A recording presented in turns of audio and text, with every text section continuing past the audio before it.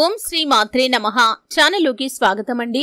మీ ఇంట్లో దుష్టశక్తులు ఉంటే కనుక తరచూ ఇలా జరుగుతూ ఉంటుంది, జాగ్రత్త.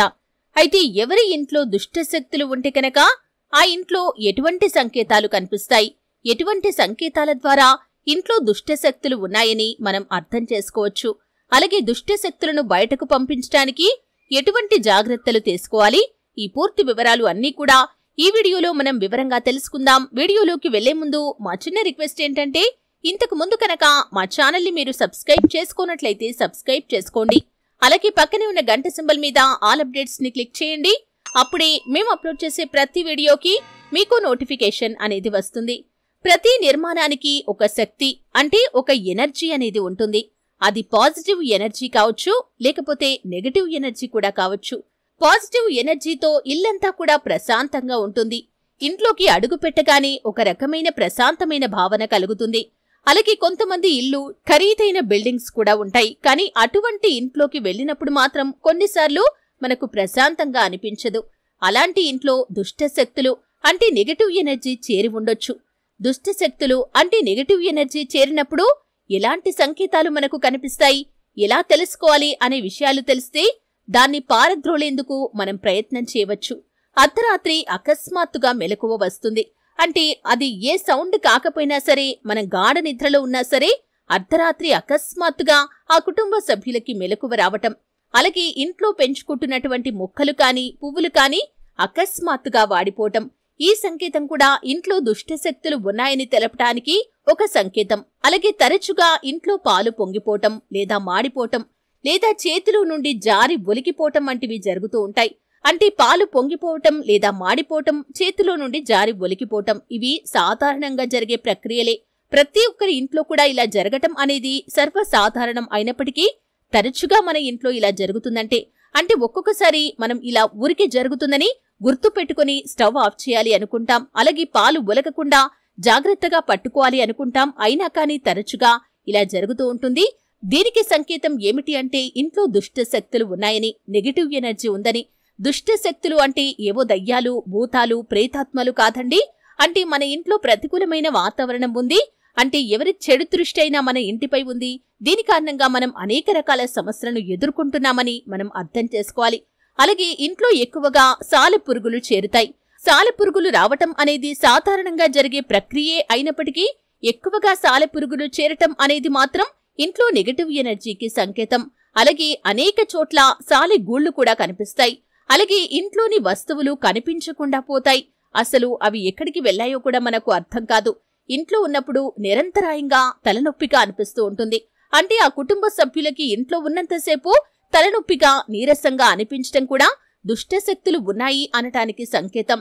అలాగే ఇంట్లో ఏదో ఒక కుళాయి నుంచి నిరంతరంగా నీళ్లు చుక్కలు చుక్కలుగా కారుతూ ఉండటం, అంటే ఈ విధంగా కుళాయి నుండి నీరు కారటం అనేది సాధారణంగా జరిగే ప్రక్రియే అయినప్పటికీ ఎన్నిసార్లు కుళాయి మనం మార్చినా కానీ తరచుగా ఈ విధంగా జరగటం కూడా ఇంట్లో నెగటివ్ ఎనర్జీ ఉందని చెప్పటానికి సంకేతంగా భావించవచ్చు. అలాగే కిటికీలు, తలుపులు మూసి తెరిచే సమయంలో నిరంతరం శబ్దం చేస్తూ ఉండటం, ఈ విధంగా కొన్నిసార్లు మన ఇంట్లో జరుగుతూ ఉండటం మనం గమనిస్తూ ఉంటాం. ఈ విధంగా జరగకుండా ఉండటానికి అంటే శబ్దం రాకుండా ఉండటానికి ఆయిల్ పోయటం కానీ ఇటువంటి కొన్ని చిట్కాలు మనం పాటిస్తూ ఉంటాం.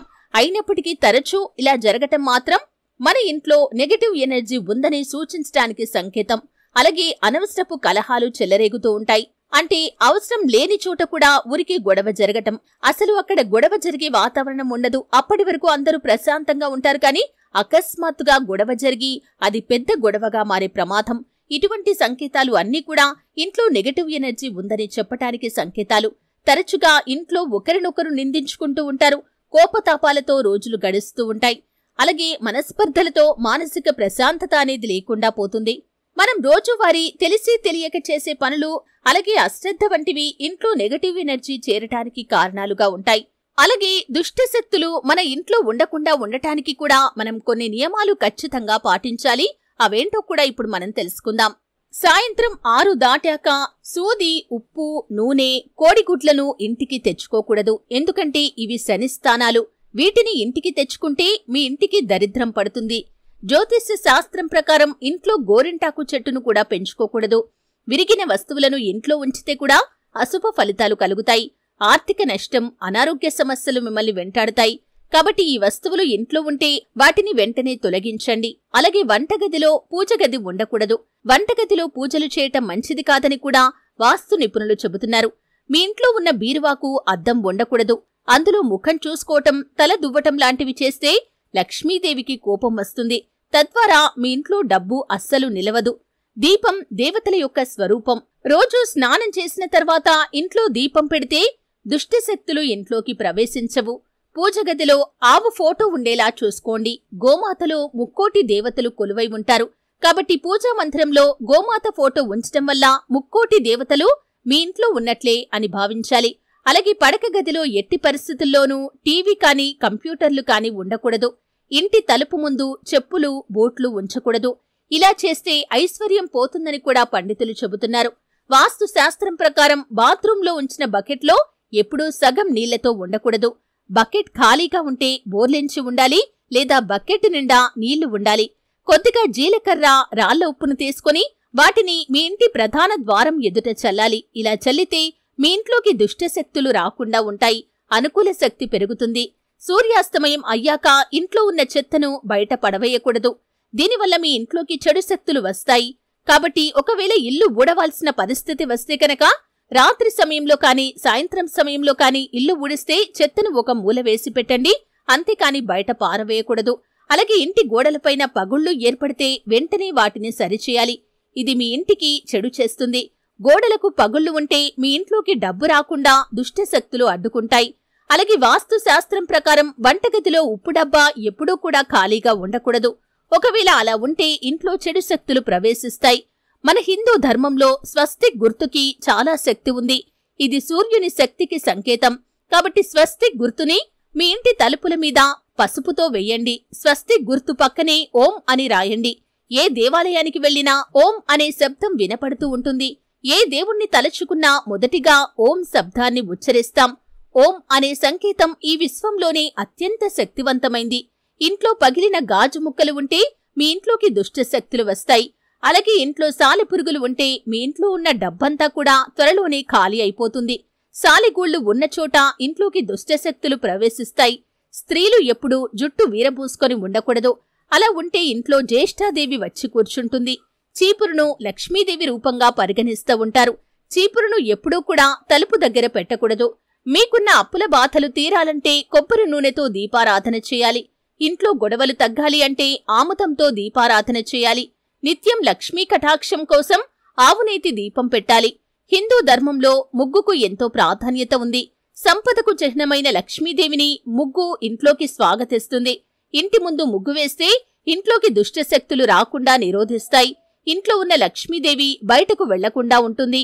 మీ ఇంటిని ఎల్లప్పుడూ శుభ్రంగా ఉంచుకోవాలి. అలాగే ఇంట్లో నిత్యం దీపారాధన చేయాలి.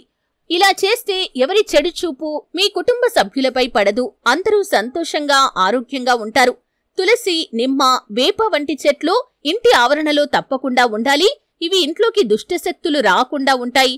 ప్రతి శుక్రవారం గుమ్మానికి మామిడి తోరణాలు కడితే కనుక ఇంట్లోకి దుష్టశక్తులు రాకుండా ఉంటాయి. ఇల్లంతా ప్రసరించేలా ధూపం వేయాలి. చూశారు కదండి, ఇంట్లో దుష్టశక్తులు ఉంటే కనుక ఎటువంటి సంకేతాలు కనిపిస్తాయి. అలాగే మన ఇంట్లో నుండి దుష్టశక్తులను పారద్రోలటానికి మనం ఏ రకమైన జాగ్రత్తలు తీసుకోవాలి, ఎటువంటి నియమాలు పాటించాలి, ఈ పూర్తి వివరాలు తెలుసుకున్నారు. వీడియో నచ్చితే ఖచ్చితంగా లైక్ చేయండి.